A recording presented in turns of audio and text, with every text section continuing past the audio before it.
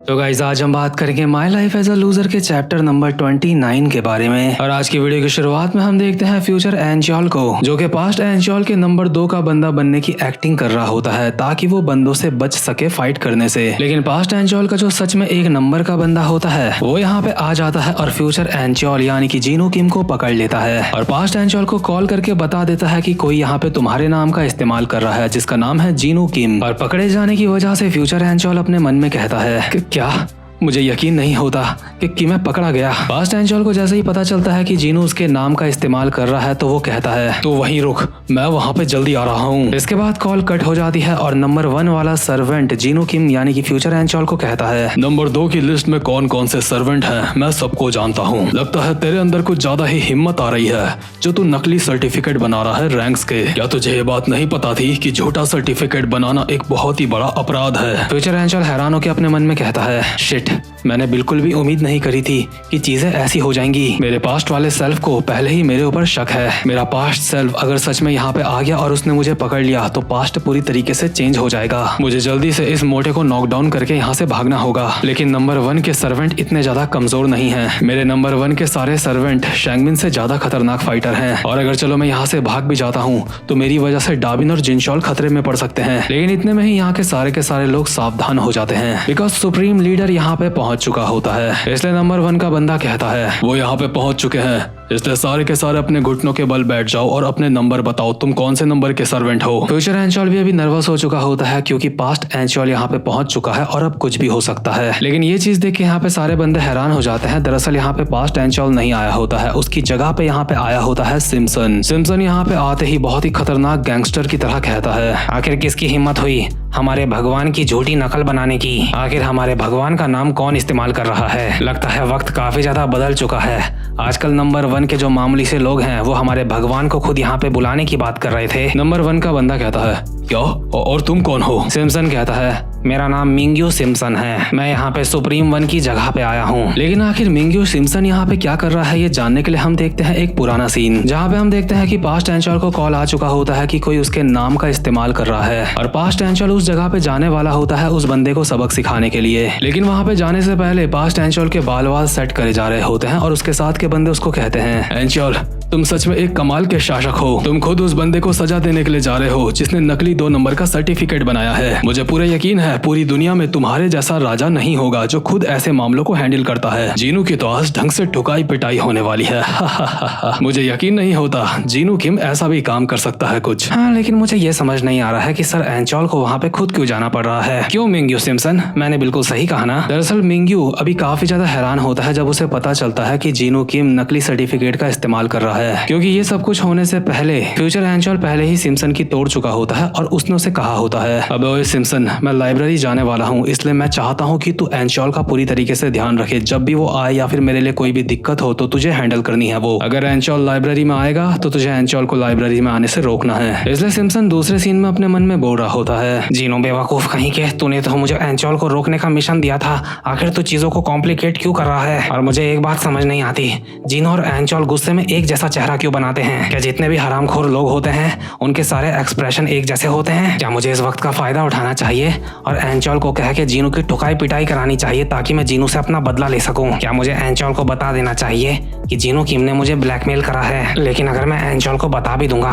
तो क्या एंचोल मेरी मदद करेगा। नहीं, मुझे पूरा यकीन है एंचोल सोचेगा कि मैं 1 नंबर का गधा हूँ। वैसे भी अब भी वो मुझे गधा ही मानता है। शायद वो ये बात पूरे स्कूल को भी बता दे कि मैंने जीनू किम से मार खाई है। मुझे समझ नहीं आ रहा है ऐसी सिचुएशन में मुझे अभी एंचोल की मदद करनी चाहिए या फिर जीनू की। तो खैर इसी के साथ पास्ट एंचोल गुस्से में निकल चुका होता है जीनू किम को सबक सिखाने के लिए। लेकिन इतने में ही सिम्पसन ने भी अपना फैसला कर लिया होता है इसलिए वो बहुत ही स्टाइल में पीछे से कहता है अबे ओए नंबर 1 के गुलाम, मैं तुझसे बात कर रहा हूँ, कहाँ जा रहा है। और एंचोल से इस तरीके से बात करने की वजह से अगल बगल के दोनों बंदे सिम्पसन को पकड़ के नीचे झुका देते हैं और कहते हैं मिंग्यू सिम्पसन, क्या तेरा दिमाग खराब हो गया है, आखिर तू ये क्या बोल रहा है। एंचोल भी सिम्पसन के एक रैपट मारने वाला होता है और कहता है लगता है तेरा दिमाग खराब हो चुका चुका है, इसे ठीक करना होगा। लेकिन सिम्पसन इसके बावजूद भी अभी बोल रहा होता है, एंचॉल मैं तो बस ये कहना चाहता हूँ कि तुम्हारे साथ खेल खेला जा रहा है। वो रैंक 1 वाला बंदा अपने आप को बॉस समझता है, उसने तुम्हें वहाँ पे आने के लिए बोला और तुम वहाँ पे चले जाओगे? क्या तुम उसके गुलाम हो क्या? आखिर वाला रैंक 1 का बंदा भगवानों को कब से खुद बुलाने लगा? आखिर ऐसा कौन सा राजा होता है जो अपने गुलामों के कहने पे कहीं पे जाता है? अगर नंबर 1 का बंदा इतना ही वफादार होता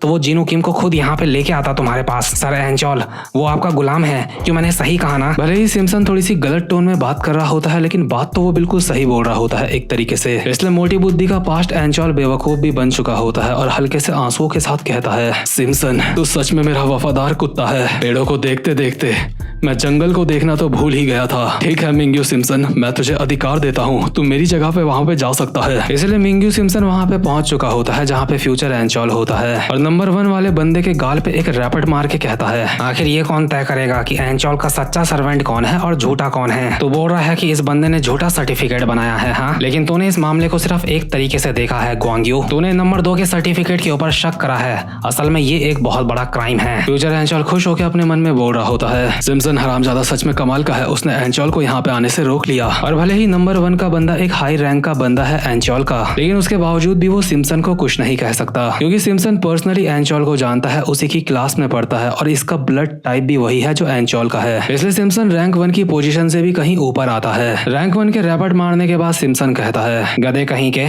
जीनू किम सच में 2 नंबर का सर्वेंट है। अगर किसी इंसान ने जीनू किम को झूठा कहने की कोशिश करी तो उसका सामना मैं खुद करूंगा। और ये सिम्पसन को पोजीशन दी गई होती है, ये पोजीशन भी एंचॉल ने ही बनाई होती है ताकि नंबर 1 के ऊपर कंट्रोल रखा जा सके, जो कि अपने आप को बहुत ज्यादा पावरफुल समझने लगे हैं। यानी कि सिम्पसन की पोजीशन भी इन सब के लिए ही सुप्रीम लीडर से कम नहीं होती और सिम्पसन को ये पोजीशन अभी अभी मिली होती है। तो खैर सिम्पसन यहाँ पे अभी जैसे तैसे करके सबको यकीन दिला देता है कि जीनू किम सच में 2 नंबर का बंदा है, लेकिन डाबिन को कुछ भी समझ नहीं आ रहा होता है कि आखिर साले ये कर क्या रहे हैं। इसके बाद सिम्पसन थोड़ी देर यहाँ पे बैठ के अपने नीचे वाले सर्वेंट्स को परेशान करता है, उनकी रैगिंग लेता है और इसी तरह से फ्यूचर एंचॉल इस मुसीबत से बचने में कामयाब रहता है। लेकिन इस मामले में फ्यूचर एंचॉल ने छपरी लॉन्डो को झूठ झूठ कहा था कि डाबिन उसकी गर्लफ्रेंड है, इसलिए डाबिन अभी शर्माते हुए जीनू किम यानी कि फ्यूचर एंचॉल को कहती है, हे लूजर, आखिर तुम्हें ये किसने कहा कि तुम मुझे अपनी गर्लफ्रेंड बोल सकते हो? एंचॉल एक हरामखोर वाली स्माइल के साथ कहता है, कम ऑन डाबिन, अब रहने भी तो बोल भी दिया तो। दरअसल एंचॉल डाबिन के ऊपर जानबूझ के मक्खन लगा रहा होता है, क्योंकि एंचॉल को इस बात का एहसास हो चुका होता है कि जिनशॉल के इतने अच्छे मार्क्स नहीं आते हैं पढ़ाई में। भले ही जिनशॉल पढ़ती जरूर है, लेकिन उसके मार्क्स नहीं आते अच्छे, इसलिए वो जिनशॉल को थोड़ा सा हड़काता भी है, लेकिन जिनशॉल कहाँ हड़कने वाली है। जिनशॉल बहुत ही चौड़े में कहती है, मैं स्कूल की लीडर इसलिए हूँ क्योंकि मेरे अंदर काफी ज्यादा कॉन्फिडेंस है, मेरे मार्क्स अच्छे नहीं आते। तो खैर ये हड़कने हड़काने के बाद जो जिनशॉल होती है फ्यूचर एंचॉल को बताती है कि सही मायने में ऐसा स्टूडेंट हमारे स्कूल में कौन है जो पढ़ाई में बहुत ज्यादा तेज है, और वो और कोई नहीं बल्कि होती है डाबिन। मतलब यार इस लड़की को मानना पड़ेगा, ये सबसे ज्यादा हरामखोर लड़की भी है और सबसे ज्यादा समझदार लड़की भी है और सबसे ज्यादा पढ़ाकू लड़की भी है, साथ ही साथ में स्कूल में सबसे ज्यादा स्ट्रॉन्ग लड़की भी है। इसलिए एंचॉल फैसला करता है कि वो डाबिन से मदद लेगा पढ़ाई करने में। इसलिए फ्यूचर एंचॉल डाबिन को बहुत ही अच्छी तरीके से ट्रीट कर रहा होता है। फ्यूचर एंचॉल डाबिन का हाथ पकड़ के उसको अपने साथ लेके जाने लगता है और कहता है, लेट्स गो हनी,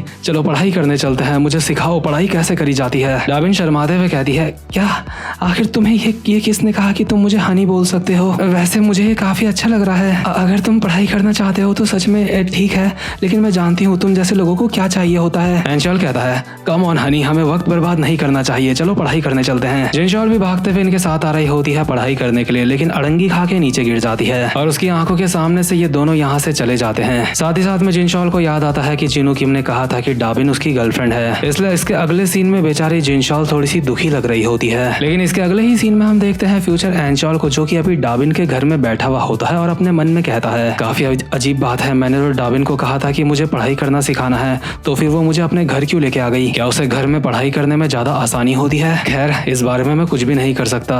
वैसे उसका ये अपार्टमेंट और उसका ये घर काफी ज्यादा नॉर्मल लग रहा है जितना मैंने सोचा था उससे। मैं तो सोच रहा था कि वो किसी ऐसी जगह पे रहती होगी जहाँ पे बहुत सारी मोमबत्तियां जलती होंगी और पूरा का पूरा घर चमक धमक से भरा पड़ा होगा, लेकिन ऐसा नहीं है। लेकिन आखिर ये जगह मुझे इतनी जानी पहचानी क्यों लग रही है? क्या मैं पहले भी यहाँ पे कभी आया हूँ? खैर मुझे याद नहीं आ रहा है कि ये जगह मुझे जानी पहचानी क्यों लग रही है। और डाबिन की ये जो फैमिली फोटो है ये भी मुझे जानी पहचानी लग रही है। मुझे ऐसा महसूस हो रहा है कि डाबिन के फादर एक सिविल सर्वेंट हैं। लेकिन इतने में ही डाबिन नहा धो के वॉशरूम से बाहर निकलती है और एंचॉल ये देख के और भी ज्यादा हैरान हो जाता है कि ये नहा धो के अभी क्यों बाहर निकल रही है, हमें तो पढ़ाई करनी है, कुछ और थोड़ी करना। साथ ही साथ में डाबिन कहती है, हे लूजर, क्या तुम्हें नहीं नहाना? जाके तुम भी अपना मुंह हाथ धो लो। एंचॉल काफी ज्यादा हैरान होता है और कहता है, क्या आखिर तुम कहना क्या चाहती हो? डाबिन उसके कंधे में अपना टॉवल डाल देती है और कहती है, मैं बोल रही हूँ, क्या तुम्हें नहाना नहीं है क्या? एंचॉल कहता है कि क्या नहाना इतना ज्यादा जरूरी है क्या? मैं तो बस यहाँ पे पढ़ाई करने के लिए आया हूँ। डाबिन कहती है, ऐसी एक्टिंग मत करो जैसे तुम्हें पता नहीं है। क्या तुम वो बात भूल रहे हो? क्या तुम्हें याद नहीं है? तुमने मुझे कहा था जो मैं कहूंगी तुम वो करोगे। और एंचॉल ने सच में एक बार ऐसा उसको कहा था, अगर आपको याद होगा। इसलिए डाबिन कहती है,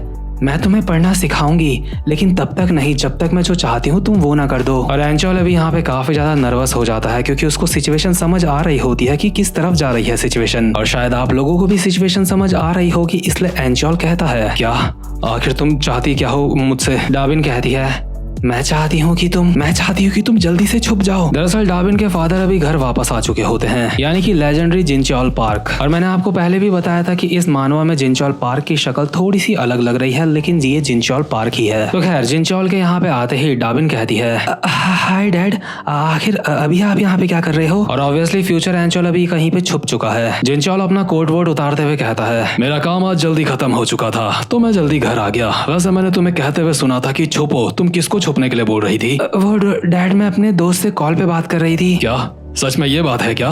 क्या यहाँ पे कोई आया है घर में? क्या घर में कोई आया है? ऑफ कोर्स नॉट, घर में कौन आ सकता है? आप कैसी बातें करते हो? अच्छा डाबिन, तो तुम बोल रही हो घर में कोई नहीं आया है, लेकिन जो मैंने पेंसिल की नोक घर में सेट करके रखी थी वो अभी टूट चुकी है। इसका मतलब जरूर कोई ना कोई घर के अंदर आया है। डैड, इसमें क्या बड़ी बात है? वो शायद मुझसे टूट गई होगी। डाबिन, जो पेंसिल की नोक मैंने तुम्हारे लिए लगा रखी थी मैंने वो भी चेक करी है, वो बिल्कुल ठीक है, मैं उसको देख सकता हूँ। लेकिन ये वाली पेंसिल की नोक मैंने खास तौर पे किसी बाहर वाले के लिए लगाई थी और ये टूट चुकी है, इसलिए मुझे शक है कि यहाँ घर के अंदर कोई ना कोई तो है। और अभी जिनचॉल डाबिन के रूम के अंदर घुस जाता है। वैसे भी जिनचॉल को धोखा देना इतना आसान नहीं है क्योंकि वो एक लेजेंडरी है। सही मायनों में देखा जाए तो जिनचॉल सिर्फ डाबिन का ही बाप नहीं है, वो पूरे के पूरे इस यूनिवर्स का बाप कहला सकता है। खासकर my life as a loser का तो कहला ही सकता है। और फ्यूचर एंचॉल अलमारी में बैठा बैठा खुद से बोल रहा होता है, आखिर इस इंसान ने अपने घर के ऊपर ये ट्रैप क्यों लगा रखा था?